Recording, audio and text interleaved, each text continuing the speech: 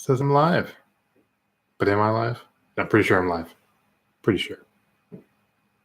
Just this a little bit. Oh, maybe too much. What's up, guys? It is Friday. Was it May 31st? It is. You know what that means? Tomorrow your rent is due. For those of you who have rent. If not, you're going to pay a lot on your mortgage. Unless you're a baller, then you have to pay a lot on your rent anyway. It's a little off. There we go. Cool. So I figured it's Friday. It's a really nice day out. Why don't we chat a little bit? You know, maybe do a blog, vlog today. Like I said, I promised.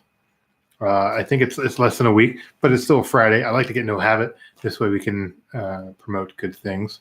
Background's a little bit different. I'm in the VIP room, the 8-person VIP room. We have a lot of the Magic cards in here.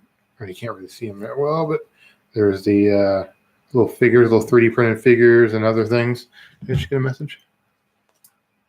Yeah, it's fine. We have our dice towers right there. These two crazy big creatures. I have the box somewhere. Our tiles and other D&D stuff. And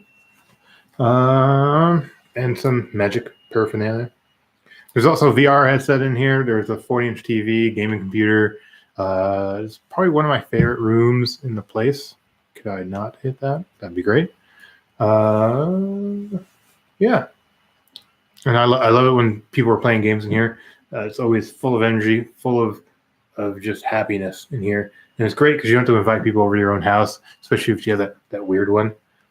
You can invite them here instead and leave them out of the house. Or sometimes the significant other wants to sleep. You want to be out late. That's kind of problematic. This works out perfectly. But that's not what really I want to talk about. Really, I want to talk about whatever you want to talk about. You just have to let me know as you guys come in. Take a look. We'll get there. Is the volume okay? The volume working? Hello, testing. Because usually the volume thing. Okay, maybe it is. I'm gonna try muting it. And now I'm back. Okay, cool. Well, that's fine. When you guys come in, let me know if it works. If not, let's see. So a lot of people ask me, how did you come up with Warehouse 49? And a lot of people would be surprised that it's actually a lot older than you would think. Well, gaming centers in general have been around since arcade, or some of the first arcades with Pong and stuff. And so really, Warehouse is simply just a modern day arcade with modern equipment. And so the idea to start one came all my life. I've always wanted to have a gaming center. But in college, I had a project. And I really forget most of the details. I think it was like a marketing project of some sort. And I was asked to present a fictional company. And just like a lot of things that I like that I get over excited about, I went off the deep end and rewind a little bit. I didn't know what I wanted to do. And that's when my teacher, Travis, was like, why don't, you're into gaming a lot. You're pretty smart. Why not do like some sort of gaming center or a cafe? And I was like, that is a great idea. I've always wanted to do that. And this is a perfect opportunity to put my foot into there. And then that's when I got really excited and just went overboard. And it was one of those things where it was like a 2-paragraph or 2-page essay or whatever turned into like a 30-page essay. And I even mocked up a sketch. That might have been part of the project, but I did that. Came up with a name. Came up with a model of how I wanted things laid out and why they were laid out.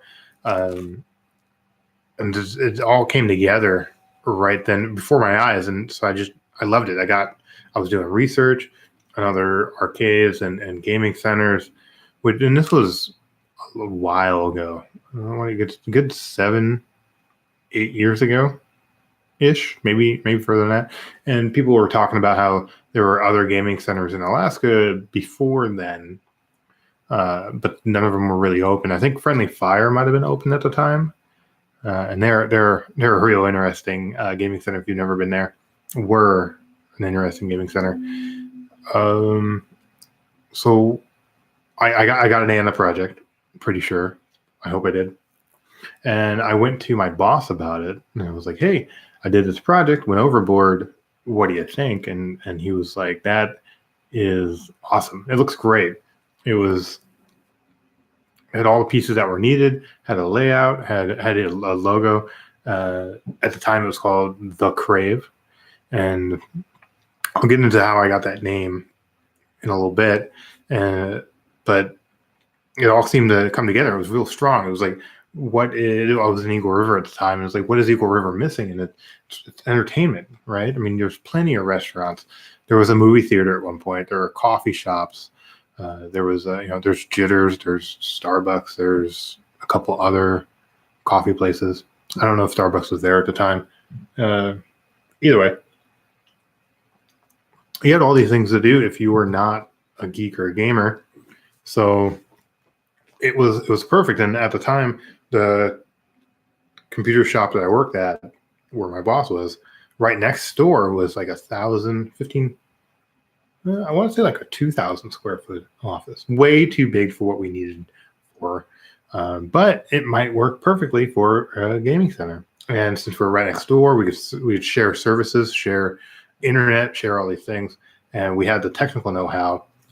My boss had the building and other resources to bring it together.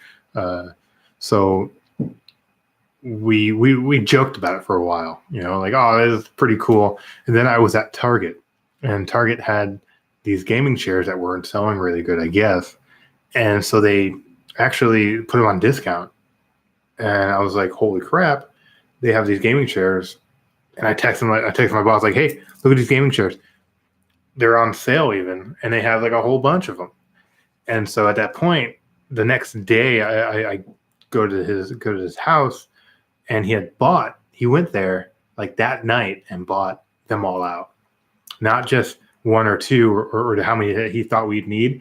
He bought something like 25 or something crazy like that. And so I was like, oh, I guess this is starting, right? This is happening. And it was great. It was that they actually gave him a discount on the discount that was already there since he was buying so many. And people were all interested. What's going on? What was he doing? And it was pretty cool sight. I have pictures somewhere. Hey, someone's here.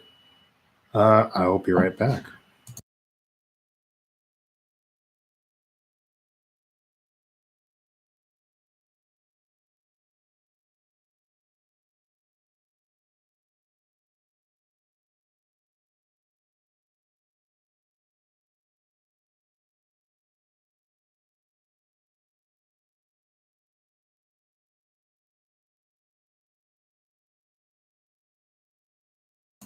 Sorry about that. Someone was here, and it was like an hour early.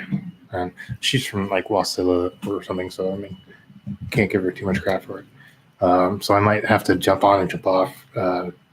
So we bought all these gaming chairs and stuff, and I was like, holy crap, what's going on? And so we're like, I guess we're starting, and that's kind of when we actually started making these plans and making all these. We're just here super early because Tony's.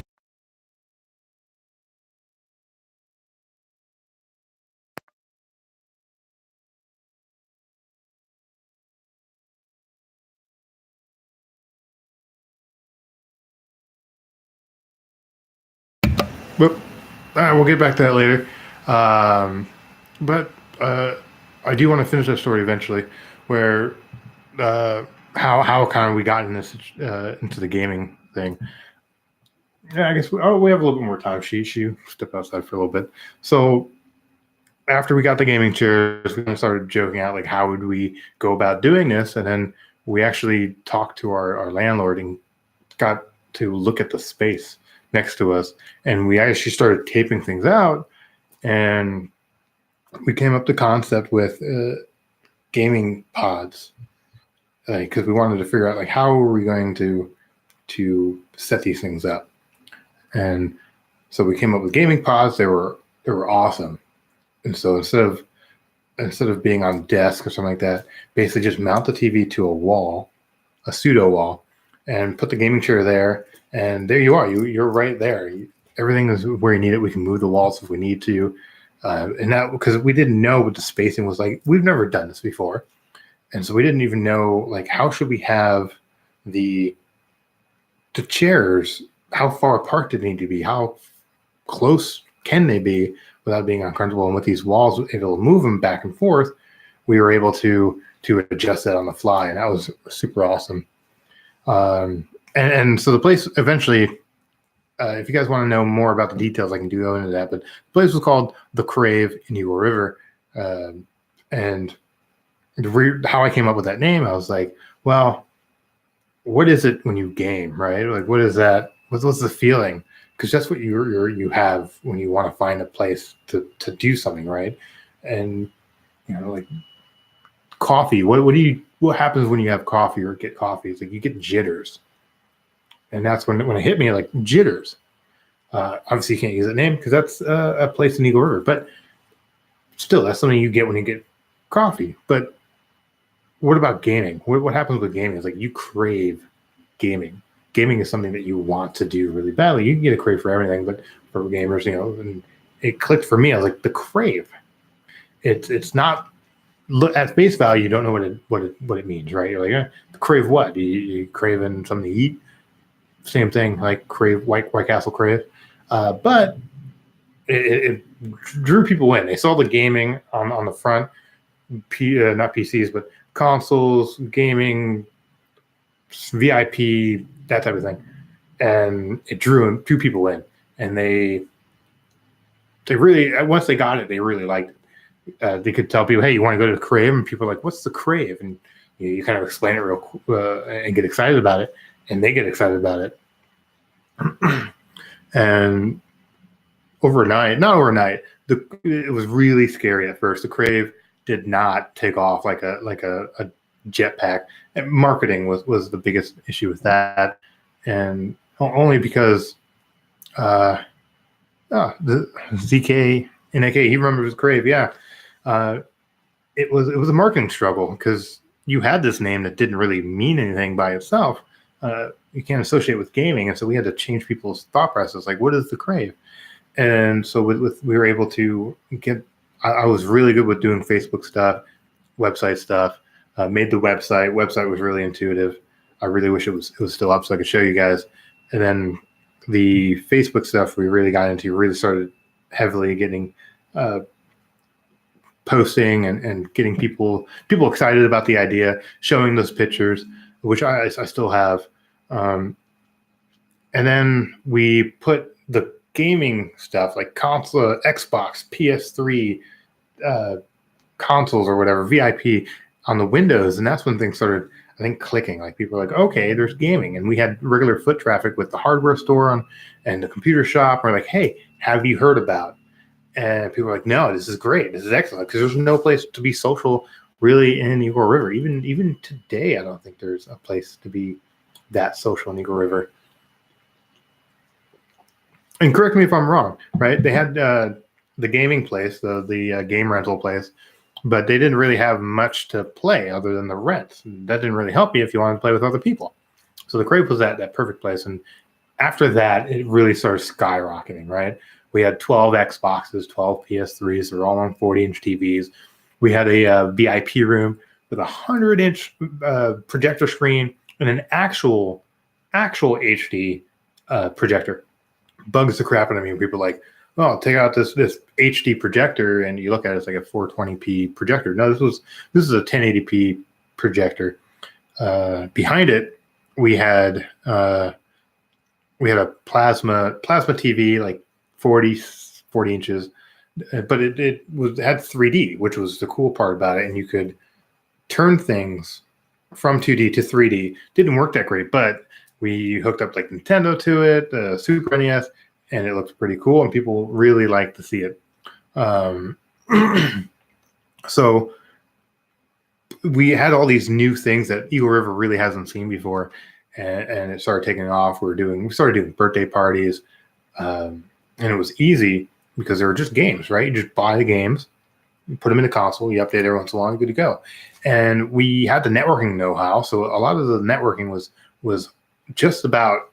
We had a few consoles per switch, and they all went to a home run to our router, and so the networking was terrific too, and it hadn't been seen at the time. A lot of people are like, well, I have this like 10 meg MTA connection. That's pretty much all you can get at the time. We were actually able to get 20 meg or 50 meg before a lot of other people were, just because of how popular things were, and it helped out a lot. And so we had groups of people, like Call of Duty was in this prime. All these other games were in their prime, just coming in, playing. It was great. Eventually, I ended up, I would come up with all these cool ideas and try to present them, although most of them got turned down, which is unfortunate. And, unfortunate in the whole matter, like it wasn't my business. Sure, I came up with a lot of the ideas. I helped out most of the construction with it. Looking back, with the Crave. I think I worked for pretty much free most of the time, just because I wanted to see it succeed, and I believed it. It was kind of like my baby, like my idea, my color schemes, my way of doing things. And literally, I had my blood, sweat, and tears in there, because at one time I was drilling a screw, and I didn't realize that when you hold a piece of wood, you don't hold with your thumb like that. You hold it with the rest of your hand. This way, you're drilling, you don't hit your hand. I hit my hand, hit my thumb, and blood everywhere. It was terrible. But either way, I ended up joining the Army about a year and a half in, something like that, and went that route. I mean, I was coming back, right? I wanted to see the Crave succeed, but I needed to do this journey of being in the military and helping out. It was the National Guard, so I could come. I knew I was coming back, and I could continue to make good stuff for the Crave, and all throughout Basic and AIT. I that's all I thought about when I got back was the Crave, writing down on my ideas, writing down ways to implement them. We had a program that we had custom made that would track all the consoles and let us know when times were running out, when like 10 minutes it would flash, 5 minutes it would flash. It didn't interrupt their game. It just let us know that we needed to let them know. And it worked. It was really great. It was a little buggy every once in a while, but it was really great. And so having a little bit of a programming background, I'm not good at any. Don't get any hints. I'm not that great, but I can eventually figure it out. I made a program. I designed it in Basic and AIT. I didn't have a laptop throughout Basic to work on anything, but I kept notes. And then in AIT, which is the training part, you get to have electronics. I had a laptop and Alienware, and I actually started designing this program. And even before I got out of AIT, which was about 6 months, I had a replacement program for them to use, which not only kept track of the consoles and who was on them, but would keep their names. They would keep their notes. So you never forgot that there was someone had a thumb drive because it had actually a note. Eventually, we started getting to the point where we could even